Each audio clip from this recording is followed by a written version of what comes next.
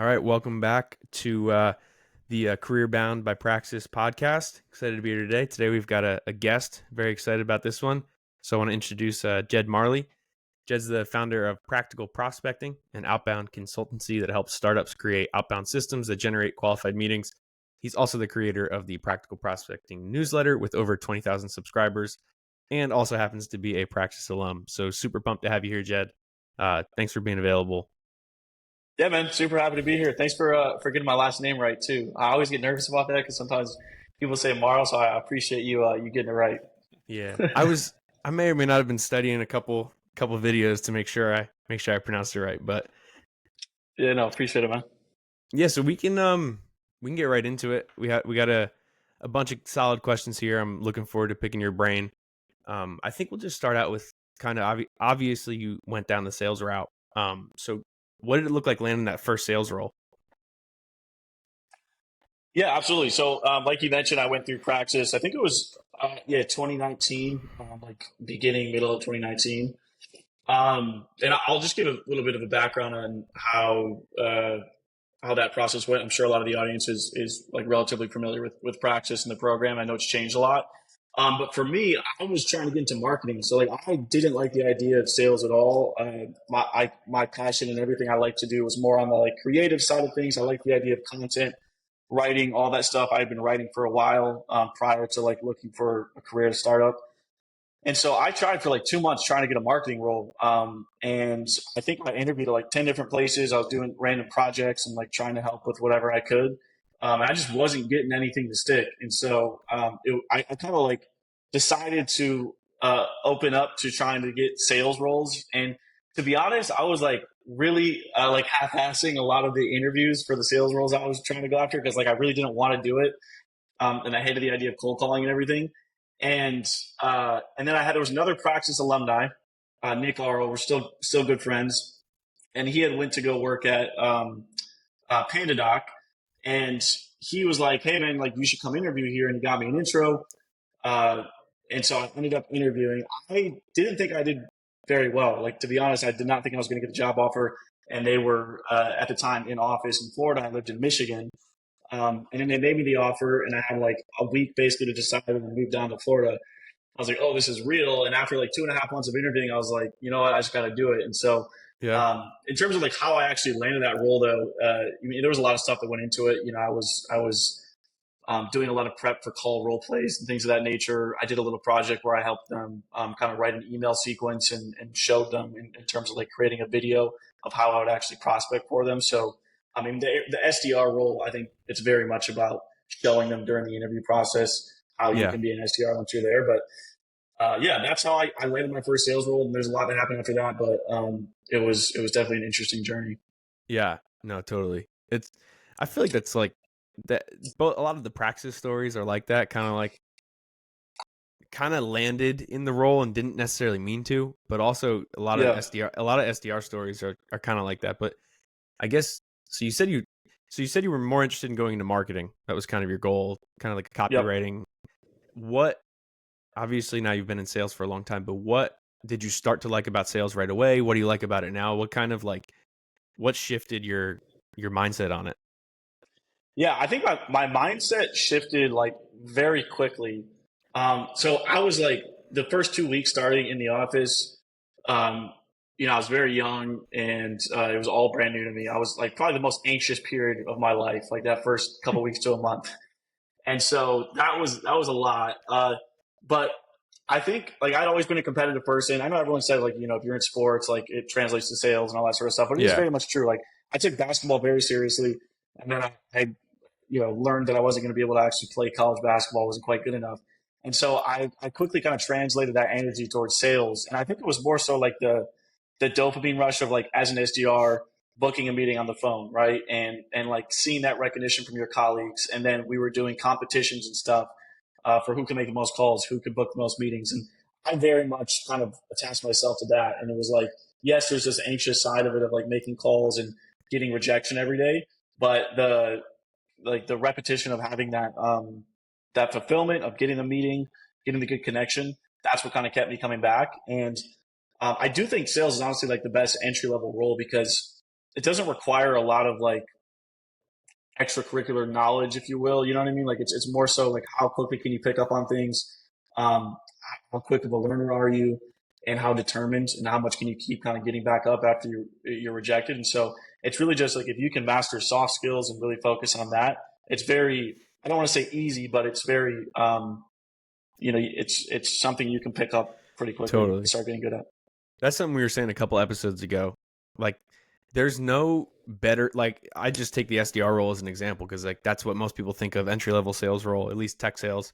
And there's no better role that's the easiest to show that you can do the job. Like, you can do the job Yep. to get the job. Because if I can prospect the hiring manager, if I can cold call or cold email or like put a pitch together, well, I'm already proving that I'm going to be a valuable asset. It's hard to do that with other kinds of roles. I mean, we talked about some ways to do it, but it's definitely, so I totally agree. I think that's a great point. It's probably the best. I think even the SDR role is good for somebody that doesn't want to stay in sales long term. I mean, we were kind of just talking about this a little bit beforehand. Like, you could get that experience and then go do something else, and you could do marketing. You could even make the jump into sales operations. Like, Jed, it looked like you were about to say something though there. I know, I completely agree. Like I found myself, I think it's like probably the best foundational skill, like learning sales and stuff, or any other career option you want to get into. I have a lot of good friends who started as an SDR. To your point, they're sales operations. I consider myself like half marketer, half salesperson now because I've eventually kind of found my way back in or into marketing. Not that I was there before, uh, but yeah, like everything I learned in sales in this first SDR role, it definitely translated a lot. So um, it's like you're not really going to do a harder job for the most part, So it's like once you kind of do that, you feel like everything else is much easier in comparison. Yeah, totally. So when you were early in your career, and not just like breaking in, but let's say you were in the role just trying to get better, what were some of the things you did practically to get better? Like, how, what helped you improve? What were you like, even resources, books, podcasts? Like, you could even talk about like good people to follow, like to learn from, both then and now. I'm curious to hear like kind of how you develop.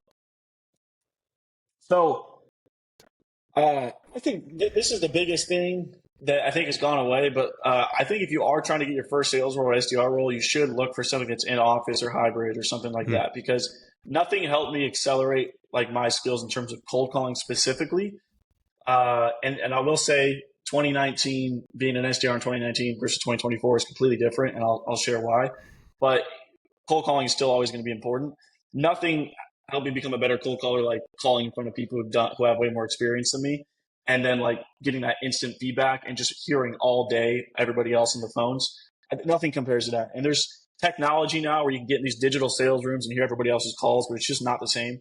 And so if anyone's listening to this, like as much as it may suck and you want a remote job, you can always get that later down the line. Like try for like 6 months to a year if you're trying to get into sales. If you really want to be good and accelerate your career as fast as possible, I would highly recommend getting an office because nothing helps like that. Yeah, there are a lot of books I read. Uh, I don't know. I mean, I'm not the hugest fan of like reading books and all that stuff when it comes to sales. Like you'll learn some good stuff, but like I think what also helped me more than anything, and I'll share some creators and stuff to follow, is like when I first started as an SDR, I just started connecting with as many people as possible, other SDRs who maybe had a little bit more experience on LinkedIn. When I say connecting, account executives, other salespeople. I would try to like just max out my connections every day to grow my network, and then I would just post about like the things I was working on. So I'd say like, I made this many cold calls today. Here are the big objections I had. What would you guys do differently? So I was really just asking for questions or asking questions, asking for feedback, and just sharing the stuff I was doing. As a result, what happened was I ended up connecting with SDRs who were like 6 months to a year ahead of me at other companies. I think this is really important because we can all learn from people in our companies. But what helped me probably more than anything was actually networking with people at other companies to hear their perspective. So what I would do is like I'd make it a habit to meet with one or two new people via LinkedIn on like a Zoom call and just share what we were working on, like things we're trying to get better at and exchange tips. That helped so much faster, helped me accelerate much faster than like reading books and things of that nature. I can name a few books, but everybody's probably heard of them. If you look up top sales books, like those are the ones I read. Like there's Yeah. nothing that specifically stood out for me. Um, in terms of people I followed, like when I first started, it was Josh Braun, who's pretty popular because he has really good like foundational sales skills. He doesn't have like tips on like what are like the latest new things that tactics you should be trying, but like good foundational stuff. The stuff he shares is like very timeless. In terms of people I would follow now, though, there's two people. Eric Noslowski, who has really good content on more so like sales automation and operational stuff that you can do to make yourself as an SDR like 5 times more effective. And technology, when I said being an SDR in 2019 versus now, technology is the biggest reason why in AI. And I know those are like buzzwords and stuff, but truthfully, if you can learn how to like, we can get into that. If you can learn how to Yeah. use those to your advantage, you can be far more effective. And then another guy, Florin, I always say his last name wrong, but Florin Tetula or something. He's a friend of mine, but I can't say his name right. Uh, he has really good actionable content on LinkedIn. So Eric Noslowski and Florin, we'll say Florin T. Look them up on LinkedIn because they're very good people to follow. Yeah. This will sound silly too, but to anybody listening, Jed's content is great. Like he's humble, Fire. so he's not going to say Fire. follow him, but follow Jed. Like if you're not following Jed Thanks, and you're guys. trying to get good at sales, you're doing something wrong because he shares so many actual valuable things. Appreciate And that. another plug, Morgan, right? Morgan J. Ingram. His content's Oh great yeah. too. Like his stuff's awesome. So I there's so many cool sales. There's a lot of good sales content on LinkedIn, but those are definitely some top ones. Yeah. I wanted to pivot here, so I guess I want to focus more on like current state of sales, different opinions, maybe some hot takes. So I'll go out there. We'll just start it out with the classic LinkedIn clickbait title. Like, so Jed, what are your thoughts? Is cold calling dead? And what are your overall thoughts on cold calling today? No, I don't. I obviously don't think it's dead. I think that it's different now though. Like I'm really trying not to sound like the people who are like throwing out buzzwords around like how you have to use AI and everything. But like I truthfully think that like cold calling is very much different if you want to do it effectively now than it was in 2019. So in 2019, I was using SalesLoft to make calls. It was one by one calls. I had one data provider. I used Zoom Info to get my phone numbers, and then I would just call, like one by one. There are there's two different types of technology that I think make cold calling so much more effective that if you have the resources to invest in it, you absolutely should. One is you need more than one data provider. So Hmm. there are data providers that will like literally verify for you if that cold call or if that phone number is a number that actually picks up the phone. So like this is not a plug. I'm not associated with these companies, but like for example, Connect and Sell, or excuse me, Phone Ready Leads Mm-hmm. is a service or a company that will literally call phone numbers for you, determine like, hey, this is John's cell phone number. I'm actually going to call John, see if he picks up. And then that's a number that you know is going to pick up. So when you have verified numbers or using multiple data sources to verify them, your list is already going to be more effective. You're going to get higher connect rates. And the second thing is power and parallel dialers, which are tools that will let you rapidly call much faster or call multiple numbers at once and connect you to the person that's picking up. I just don't think it's a good use of your time to spend all day calling one by one by one. You can be much more efficient and get done more in an hour than SDRs 5, 10 years ago could get done in like a day or two. So Yeah. I very much think cold calling is not dead, but I do think the old way of cold calling is dead. And you have to be willing to invest money in certain things. You got to do the ROI to see if it makes sense. I Yeah. know that may be tough for like SDRs who don't have budget to hear, but that is just, the truth. And what do you think about, so as far as power and parallel dialing go, what's your preference like between the two? Do you have one?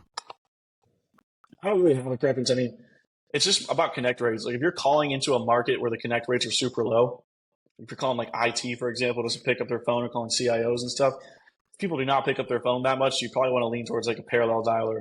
But if you're calling like sales and marketing people who tend to pick up the phone more often, parallel dialer might be like overkill. You're getting too many connects and you can't Yeah. keep up. And so it's really just your comfort level and who you're calling and how likely they are to pick up in the first place, because it's all about getting more connects. Yeah. And I think with the parallel dialing, what's interesting is like I've only ever used Orem, and Oh, Orem dude. has the beep beforehand. Orem is great. Like I love the power. I love the power dialing feature because you could call, like you would be calling for 5 minutes, and all of a sudden, even on power dialing, you look over and you're like, wow, I did 30 dials. It's been 5 minutes. Like this is awesome. Yeah. And I liked power dialing because it didn't have the beep before it. The call still felt mostly natural. Yeah, So I that is didn't the I didn't love downside. the beep, but also like some people like get really offended by the beep. Like if they know that you're using a parallel dialer, they don't even want to hear anything you have to say after that. Yeah, man. Yeah, that is the downside to it. I mean, you got to just, then you got to ask yourself, like, how often does that happen? If it only happens every now and then, is it worth it? Yeah, And do you have thick skin to get over people cussing you out for that? yeah. So, yeah, So speaking of yeah. that though, I'm just trying to think about like next, like a great, like a good segue here. But I'm curious, what's like a, obviously shareable. What's like the craziest thing in your tenure in sales that somebody's like said to you on the phone, either on a first touch or I guess it could even be like an email reply, like either one or both. Like most wild thing you've gotten. I mean, the email replies don't sting that much because it's just people behind a keyboard, you know what I Yeah. mean? And so there's been a lot of that stuff where people like just every curse word in the dictionary, you know what I mean, an email, like that sort of stuff. We're gonna report you to the Better Business Bureau, that sort of stuff. Yeah. There was one that like That's a really favorite. stung. Yeah, yeah. And it's like, no, you're not, and it's like you're not going to do that, so don't say that. Um, but probably like the one that stung the most, I was calling through SalesLoft, and this is not a knock on SalesLoft, but the dialer like glitched out and it called the person 3 times in a row. So when I called them the third time, which I thought was the first time, and it was like a VP of IT at a very big hospital, he just Oh like man. cussed me out and just went at me. I saved the call recording for a while, but I lost it just because it was funny. And that like that shut me down for the day, man. I was like, I felt so Yeah. bad that it just comes with it. Oh, those blunders are just part of it, though. I remember one of my first cold calling runs. It was like probably second or third day in this role. This is back when I was working in financial services and like get into a rhythm. And I was calling still in like friends and family and like Mm-hmm. extended friends and people like that. And I called somebody and the call broke up. This was like, it happened like once or twice. And so I called it again and it was like, oh, he was rejecting the call and I just didn't realize Oh it. yeah, I yeah, just got an earful and you're like probably 10 prospects into the day. And it's just like, oh, the rest of the day is going to suck because now I'm like feeling so down on myself. But that's the name of the game. I think that's probably one of the hardest things you have to learn how to get over first is just like if you can learn how to cope with rejection and being called really nasty things by people who they don't know you, but yeah. it still feels like personal attacks. Yeah. Dude, yeah. I don't even. I don't think I've like fully gotten over it. There's not like a tip or a motivational quote that has worked for me. It's just like sometimes that I, really gets to you. It's, I don't know. it just sucks and it's just part of it. Yeah, Like and it's probably always going to. You're never yeah, honestly like I think maybe it's cheesy, but like you're never gonna get to a point where you look back and like, man, I'm really grateful for that time that guy cussed me out for 5 minutes. Like, I don't know. yeah. Maybe I No, am, but probably not. That was just terrible and I still remember it. yeah. If you're a competitive person though, something that has helped me over the years, and it's probably like negative coping. So like take this for what it's worth. But I have a it's an email hall of fame. And so it's like Okay, really so ridiculous email responses go there. But then I've also logged like calls. Like I've gone and written up pieces. Some of these are published, some of them are not. Like times that I was on the bad end of a bad interaction, and those are therapeutic. But they're also great to read now because I'll go back and reference some of them and be like, man, I remember how shy or how scared or how nervous or just how bad I was back in this particular situation, and I know how I'd handle that now. And sometimes you got to take the lumps, but there I are wish I would have lessons done that. embedded in them. That's Yeah. smart. I wish I would have saved Yeah. all mine. That's That's smart. I hilarious. should have done that. That's actually probably really good for reflection though too, like from like a practical sense. Like okay, like what you're saying, Mitch, like being able to look back and say, here's where I was at, like and I find that when I look back at memories that sort of thing and I think about it, I'm like, man, did I really like say that or talk like that? Like that's how I was because you're thinking about it from where you're at today. And it's sometimes like a great way to see how much you've grown. Yeah, Yeah, totally. I completely agree. I definitely should have done that. So Jed, being pretty like plugged in and understanding like kind of where the industry's at, or not just the industry, but like where sales in general is at. If you were brand new, you were doing it all again, but today, what would the process look like to break into tech sales? Like what would be your route and plan to do that?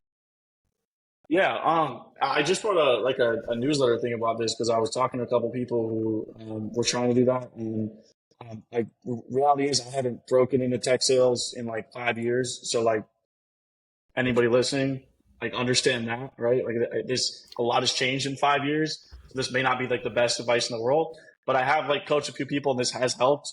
Um, like the way I would do it is first off, like there's a lot of data tools out there that you can like, for example, you can get a free account with like Apollo or like Sales Navigator or whatever, and then pinpoint, like put in all your criteria of the type of companies you want to work at. So like create your dream version of a company in terms of how big it is, what industry it's in, is it remote, etc. And then in these data tools, you can see, okay, show me these companies that have open job postings for SDRs. Like in Apollo, this is very simple to do. And so then you see all the openings for SDRs. You create your filtering. So now you're like, okay, I want to reach out to like smaller startups that have SDR openings. It's remote. They're in the US, etc. The next thing I would do from there is if you get a Sales Navigator account, and this is like maybe getting too into the weeds, John, so let me know if I need to like back out of the weeds. But this is like really what I would do and what I've coached people on and seen them do is then once you have this list of like companies, you enter all of those companies in a Sales Navigator. And then you turn on first degree connections to see who you have first degree connections to at those companies already. And depending on how big your LinkedIn network is, even if you have a couple thousand, you may have a couple first degree connections. If you do, reach out to those people and say, hey, like, can I send you like a Starbucks gift card just to pick your brain about the company? And I'm considering applying for this role. Lots of times people will be willing to do that because people employed at companies get referral bonuses. So you can say I'm a referral and then you can get a referral bonus, et cetera. If you don't have any connections, start connecting with other SDRs at those companies and then reach out and ask them, hey, can I ask you some questions about the company? Once you've asked those questions, then go and apply. And then like probably tips that you guys have shared a lot on this podcast or through Praxis. Don't just apply, but try to reach out to the hiring manager. What I did, and I think this was recommended by Praxis, but I created like a 2-minute video with 2 slides, me presenting on 2 slides. Slide 1 was grabbing out 3. What was it? It was 3 qualifications or things that they were looking for in the job description, and then sharing 3 quick stories or examples of how I meet those qualifications. And then slide 2 was 3 things I really like about the company, being extremely specific, like not generic, but like really researching the company and sharing 3 things, and then sending that off to the hiring manager. And then ideally, if you do have a connection, you make a connection, you ask them, hey, can you send us over to the hiring manager and let them know I just applied. That's probably the way I would go about doing it. I think getting introductions. Anytime I've hired an SDR, I'm always taking interviews with people who I've gotten introductions from my own team members from. Those are the people I care about first. I've also never don't think I've ever really looked at a resume, and I've hired probably over 30 SDRs in my career, and I've hardly ever looked at a resume. So the first thing I look at is their LinkedIn profile. So make sure you have an up-to-date LinkedIn profile. You have some good headshot. Headshot makes a huge difference because again, a lot of people I know, other SDR sales leaders, aren't really looking at resumes. They look at your LinkedIn first, and if you have a bad headshot, that's immediately just psychologically telling you that this person isn't necessarily prepared. So I just shared a bunch of random tips and stuff, but hopefully that helps. No, that's great. One of the things you said that I think is key is in that initial outreach, because this is something that I would try, and it doesn't happen to me as much anymore because I'm not in that same position. But when I was an SDR and people would reach out, and because we were hiring and they would want me, basically you knew they were reaching out looking for a referral, which is fine. But the way you do it is very important because depending on the person you're reaching out to, if you just go in there and you're basically like, hey, can you introduce me to your boss? Like, no, I don't know you. I'm not referring you to be on this team. I don't know who you are. I'm not going to go out on a limb there. But what you just said is so important. Like, hey, can I buy you a cup of coffee or send you $5 or $10 to grab some time, so you can buy lunch or buy coffee and we can chat. You're offering some sort of value. Now, obviously they could, it's not the most unique value, but it's awesome. Like if somebody were to if you reach out to somebody and say, hey, I would love to buy you a cup of coffee and sit down for 15 to 20 minutes to pick your brain on the SDR team at, blah, blah, blah company. That sends a signal that you're thinking about things the right way, but also you have some level of I don't know, is it EQ? I don't know if it's your emotional intelligence. You can get the sense of this is, there's a certain way to interact and you don't just want to take. You want to give. Obviously there's a goal, you have an end that you're looking to get to. But if you can go about it by giving the whole time, that's respectable and people will be drawn to you. Yeah. Yeah, So I mean, oh, go ahead. Rachel, you had I was gonna something. Go say ahead. it's just like if you're already going through like all those steps and you've got a decent sized pool of first degree connections, like some of those are probably going to be people that you are have a much stronger overlap, much bigger reservoir of social capital with than others. So Yep. I'm going to inject like my one little copywriting tip that I think is, I mean, this has helped tremendously for me, not getting hired, but other people using this to get hired, and everything from students I've coached to like even getting on podcasts or getting warm introductions from people that I know, where I'm reaching out on other people's behalf, is like before you send that message, especially for people that you're on a first name basis with, not somebody just random first degree connection on LinkedIn. Like I always do, I like text your message to a friend. And I don't mean like you have to Oh send yeah. this to a friend, but like, would you say this exact same thing in a text you sent to one of your buddies? And if you don't, rewrite it until that copy comes across as if it's like something you'd actually say to your friend, in the tone, the style, the warmth. Like, I think one of the things that people tend to do wrong on the job market is they approach it like school, or they approach it this like overly formal thing, and they stop being human, and they get Yeah. scared of, they get scared of being like coming across as too casual. And I mean, there's obviously limits there, but like, there are other people on the other side of that, and you've got to be warm, you've got to be cordial. You can't be all transactional either, but like your tone is so important. You're like, dear sir, I Yeah. would like to talk to you. Like, don't be a weirdo, and come across as a normal Yeah. human being, especially for a role like sales, where you're not only probably going to be this person's peer, but you're going to be helping them reach the team quota. Are you Yeah. somebody they actually want the trenches with them? Be a human, and like every interaction in the sales or in the hiring process is an audition. And I don't think that should make you overly scared about being stuffy, but like let your best self shine. Like put That's so your good. ability on display. Yeah. I'm glad you made that point. I think it also applies really well to like cold calling and like your tone. Like that was something that I can't remember who gave me the tip. I wish I could shout them out. But like to your point, Mitchell, like when I was like the most important thing when it comes to cold calling, I think is your tone, right? And I think it was I can't remember the name. I wish I could. But anyways, like the tip they gave me was like when you're cold calling, like try to pretend like you're talking to a friend, or like you're just like when you're giving your script, imagine it's your friend on the other line, and like it kind of helps you change your tone of voice Yep. to where you're more comfortable. You're speaking like as you normally would. So I'm glad you said that because I think that's a really good tip that helped me a lot in terms of improving my tone on the phone. Just going back to that from earlier.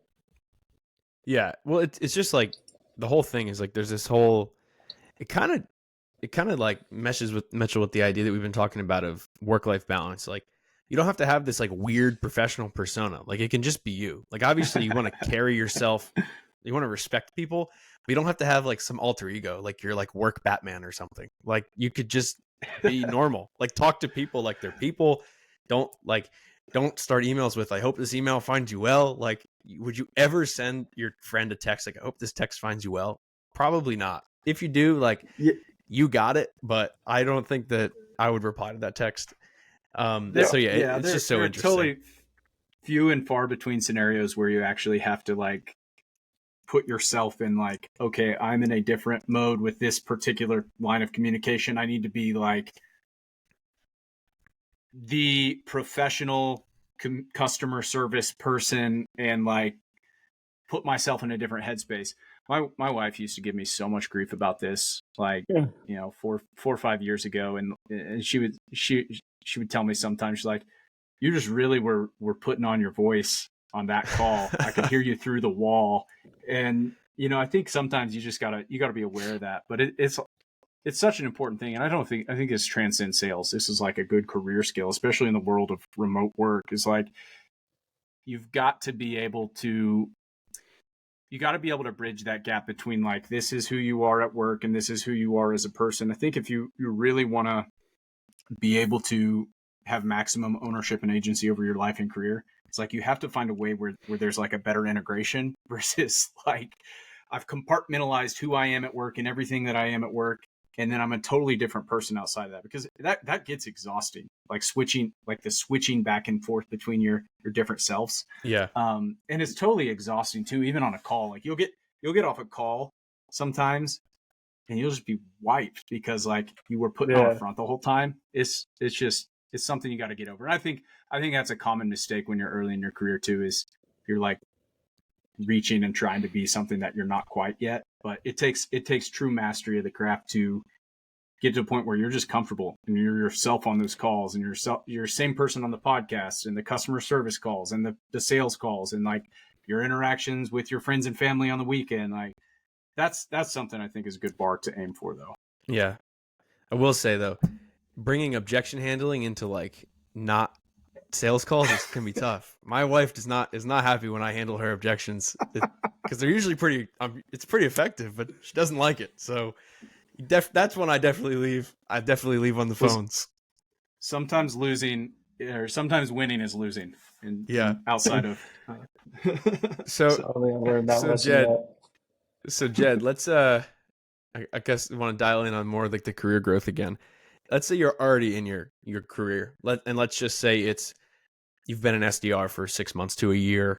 You've been doing really well, hitting your quota consistently, looking to grow. What do you think? And I think the path today is maybe different than what it was, 5 years ago, 3 years ago. But if you were looking at just in general today, or even the last 5 years, what would you say it looks like to keep growing? What would you recommend? What do you think is the way forward? I'm curious to see what you're seeing. Yeah, are you asking like in terms of to get promoted? Like if you're an SDR and you're trying to get promoted, what should you do, or just like in general improve what you do? I think both, like mostly the promotion path. But what do you see as like, I guess, the ideal path? Like if I'm an SDR, from SDR, typically people want to be an AE, or maybe some companies have an inside sales rep as like a kind of junior AE role. But what do you see as like the most potent, or like, how can you maximize that career growth trajectory? Yeah. I guess I have two different answers, because like I don't think there's like an ideal path. It's just like, what do you prioritize? Like, what are you trying to do most? Are you trying to make the most amount of money? Then you probably want to get into like an enterprise AE role, and there's a path to go there. If you're trying to, just be on as few meetings as possible, then maybe go into more of like an operational, like sales operations kind of thing. Or if you're trying to if you prioritize creativity and not having the stress of a quota, and you're trying to get into marketing, there's a different path. So I think like you should know, like, hey, what do you actually want the most? Like, are you just trying to make the most amount of money, for example, which honestly tends to be a lot of salespeople? Then that's why I think a lot of people try to get into AE roles. But I'll give my advice on how to go about getting that promotion, and then I have another thing that I can share as well. So like the first thing is obviously like closed mouths don't get fed. Like you should speak up and say, like, if you want to roll, like you should make that very apparent. And I've seen this happen a lot, where it's like I've had SDRs that like I didn't even know wanted to be AEs, and all of a sudden they're mad, but it's like, you never even told me that.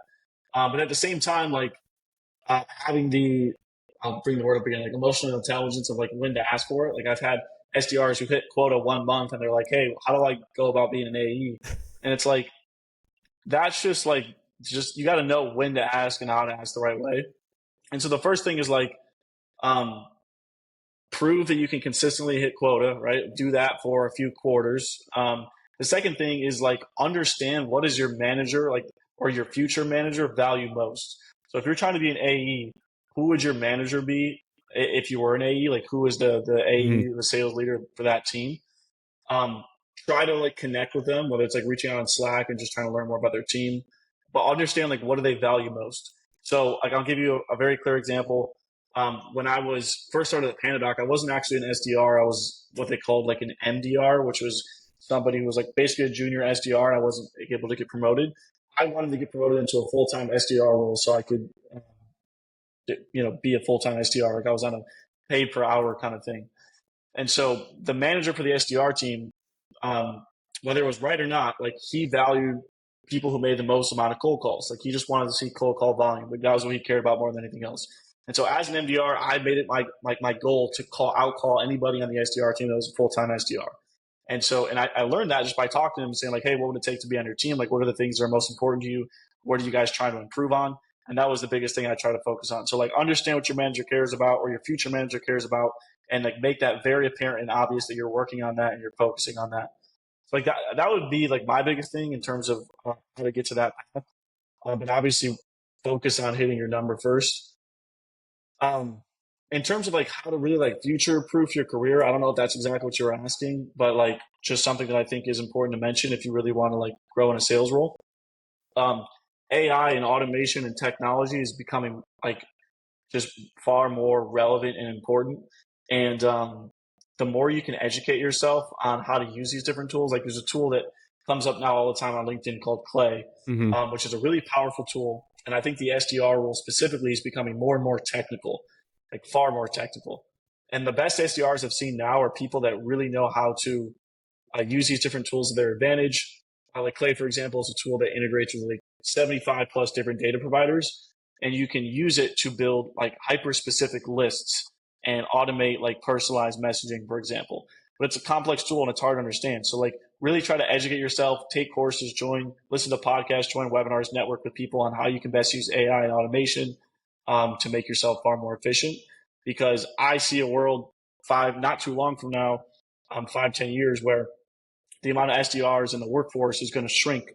significantly, even salespeople, because I know this sounds like buzzwordy or whatever, but it's just the truth. Like AI automation tools are making everybody more efficient, so companies don't need to pay as many SDRs to get the job done. And so really try to focus on those things. And a great place to start with that would be that guy, Eric Noslowski on LinkedIn, who's sharing all the things you need to know. He's a YouTube channel that literally shares, like watch all of his YouTube videos and you'll be ahead of 99% of the SDRs. Yeah. No, I think Love like that. that's totally a it's like the big buzzword for the last like 2 years, like AI. But there is like a lot of truth to it's not that it's fully gonna people hear it like no, that's like they hear AI is gonna replace the SDR. Well, no, Yeah. it's not gonna replace the person, but it is changing the role. The role is vastly different. And it's also like, yeah, there's these tools that you can leverage. Like Clay's a great example where it's like there's so much of the manual processes that are going to be replaced. So that's what people mean when they say it's going to be replaced. So, and we were talking about this a bit before the call, Jed, and I kind of wanted to. We paused, so I want to bring that on here because I think there's something to it. Um, I this is something I've been talking about. I see the SDR role, obviously, historically, the last however long it's been around, is the entry level role. It's a great entry level tech sales role. People go into that role, and usually the majority want to become an AE, or just they want to be full cycle. They want to get a bigger chunk of the pie. They want to be able to control their income. Maybe they want to move into a VP of sales role eventually or something like that. Manage sales teams, but that's typically the path. But what's interesting is people get really good at being an SDR. So lead generation, setting meetings, learning how to cold call, those initial early stages of the sales cycle. But that's not necessarily preparing them for the closing seat. It's very different. So I see that, or I want to see at least there be some sort of a path where there's a more like, instead of going from SDR to AE and AE being the more senior role, going to like some sort of senior lead general. Like that's not just like SDR manager, but like you're actually doing lead gen. And I think what we're seeing now is something that I want you to speak into: a lot of fractional work. Like fractional sales development is becoming more and more popular. I think that's going to overtake the traditional SDR team eventually. But I'd be curious because you're in it, I'd be curious to hear what you're seeing and what you're thinking and what your predictions are like. I definitely think there's going to be a role like that, and we're already seeing it where it's more of a technical SDR role. I don't know what the name would be, but it's um, like there's tools now where you can do this really bad or you can do this really good. But there's tools now where you can, create 10 different domains, a bunch of different email addresses on all those domains, and then pretty much map out your total addressable market. If you know how to use tools like Clay really well, pinpoint the 1 to 5% of prospects in that market who are most likely to be in the buying window, and then reach out to them with all these inboxes and domains with very pinpointed, relevant messaging. Now, like that is a very simplified version of something that's very hard to do, but very possible. And you can do that wrong by just spraying and praying everybody. But that's an example where it takes a technical person to understand how to do that really well. And like your average SDR out of college is not going to be able to handle that thing. But this is a much higher paying, more expertise required role that a lot of fractional SDR teams do. And so that's part of what I do at Practical Prospecting, for example. I think specifically for smaller startups who haven't really found their stride in terms of like really good product market fit and like a good outbound sales motion. I do think it is, and I'm not just saying this because I work for, like, I'm doing this as a company, but I genuinely think that it is worth your while to do it because you kind of have two options. It's like, okay, do you want to pay an SDR anywhere from 60K to 100K? You got to ramp them for 2 to 3 months. There's very high turnover. Most of them only last like 9 months. So now you have 6 months on average of like true production. Most SDRs are not hitting quota. On top of their salary, you're paying tech costs, insurance, tax, all that extra stuff. Or you can pay, and there's a lot of really bad outsourced sales development teams, but there are a few really good ones. You can pay a team that literally that's all they do and focus on, and they can give you the production of 10 SDRs for a fraction of the cost on a month-to-month basis that you can cut off anytime without any HR issues and stuff like that. And they can much more rapidly figure out what messaging is going to convert well for you when it comes to outbound. And then once they've tested different messaging angles, different segments of your market, you can say, okay, great, thanks. Now I'm going to take this, what we found to work from this fractional SDR team, and now I'm going to go hire internally and train them on that process. Like that's specifically what I do is I'll work with a company. I'll say, hey, you can work with me for 3 months if you want until we find the message that converts, and then go ahead and hire an internal team because it's much better than hiring an SDR and saying, go figure this stuff out. You're brand new in your career. It's going to take you years. You know what I mean? Yeah. Yeah. I think it's an interesting time, like just watching what's going on with the, I guess the outbound motion, this like how sales orgs are being structured. I think I'm excited to kind of see where how that role develops, Jed, the one you're mentioning, the more technical SDR. Do you follow Benjamin Holly on LinkedIn?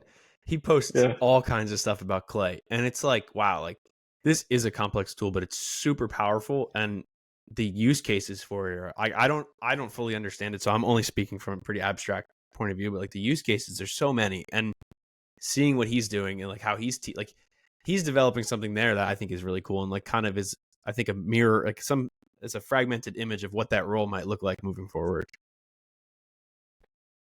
Yeah, no, he's a great example of that. He's an SDR who's basically has the productivity of like 5 because he's utilized all these different tools. He's another good person to follow because he's an SDR who's just doing this on his own. Yeah. Yeah. So I'm changing gears here. It's more. It's a little bit. It gives a little bit more context to like kind of your journey, coming out of Praxis. Getting that MDR job, moving from SDR, and then what you've done since. Which, by the way, like just for anybody listening, is pretty remarkable. Like Jed's career trajectory and his path, like baller, absolute baller. Like, just if you're looking for somebody who's set a great example, somebody like if you want to, okay, like if there's somebody I want to strive to just match or use as an example of like here's how to do it. Jed's got a great story. Go check out his LinkedIn. Go look at his content. He's featured on all kinds of stuff. He's on Sell Better and he goes on different people's shows. Like, just go check out his content as a side note. But kind of like yeah. But your journey, like we're curious, like how old were you when you crossed the 6-figure earnings mark? Like what point in your journey was that? Like in your, I guess even in total, or just like your yearly, like here's what I'm W-2ing this year. Like how old was I when I got to that mark? Is that what you're asking? Yeah. I think I was 18. So I started at. I got very. So I started at Pandadoc at 17, and here's what I'll say, because like yes, I think what I did is I like took advantage of all the luck that I was given. You know what I mean? I like, took full advantage of like all the good opportunities that were thrown my way. Because when I joined Pandadoc, I was 17. Which like they didn't even know, I don't think, that I was 17, but because I was a contractor, it was like fine. And I couldn't get promoted to like a salary role until I was 18. And so when I turned 18, then I was like able to get like push myself to get a promotion there. But what happened was, what's the Warren Buffett quote? It's like, it's not about how hard you row, it's the boat you're in, right? And it was very much the boat that I was in. Whereas like, yes, I was good, but I was also at a company that was growing fast, and I tried to take full advantage of that. And so because we were going fast, I didn't really position myself to get into an SDR manager role. That's when I was able to cross the 6-figure earnings or whatnot. And it was very much like right place, right time, but also, Yeah. taking full advantage of that. And so that's another thing, like make sure, not that everybody has the luxury, but like and we only have so much time. There's a lot to get into, but there are a lot of ways you can try to make sure a company is heading in the right direction. You can't always guarantee it, but that was, very much an example of that. Yeah. I honestly, like, I wasn't expecting you to say 18. I was thinking, I don't know, like 20, and that would be like, wow, that's sick. That's Yeah. wild, man.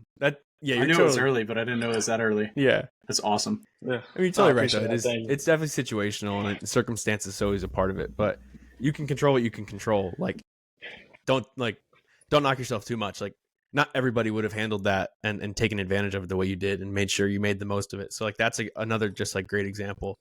As we kind of approach towards wrapping up, I want to turn the floor over to you, unless Mitchell has anything else too. But I'd be curious to hear, like, if you're going to leave one piece of advice or just like word of encouragement to, let's say, a 17, 18-year-old who is looking at the landscape of just the rest of their life, deciding, I don't, it's more common now than ever. Maybe I don't want to go to college. I want to have agency over my career. Eventually, probably want to start my own thing, but I don't know anything and I don't have that many skills yet. What would you say, like, and they're probably thinking, and they're already thinking, like, I think I should go into sales. I've seen content, I've heard from people, like, what's your one piece of advice you give them just starting out that to go and take and kind of like use as some of their foundation? I this may sound generic, but like I do think building a brand, and I can describe what I mean by that, but like building a brand is really important. I think that's something that Praxis really instilled in me, and like that's probably my biggest takeaway or biggest value that I got from Praxis, to be honest, was like they really like instilled the importance of that, of like building a brand, creating out loud online and that sort of stuff. And that doesn't mean like you have to be this content creator, influencer type of person, but like consistently sharing the things you're learning online, whether that be LinkedIn, a newsletter, Instagram, wherever you want to do it, TikTok. And the reason, and that has literally led to every single opportunity. Like it was a big reason why I got that first promotion, was able to get to the 6-figure earnings or whatever, is because I had I built a brand that was helping me bring in meetings from LinkedIn, for example. I landed my job at Mailshake, which, to be honest, I was kind of unqualified for at the time because of my newsletter. All the clients I get now are because of my brand. The people that I met that taught me a lot of what I know now, like mentors and stuff, were because I was sharing stuff on LinkedIn. So the best time to start is now, and it's like it took me a long time before I started building traction with my brand or whatnot. But like, if your goal is to like be this big influencer and hit all these followers and stuff, it's just not going to work out because it takes a while. But your goal should just be like, let me just post online every day in some way. People will start to find me. I'll make new connections, and just like understand that consistent action. Do that for 6 months. You post every day on LinkedIn to a year.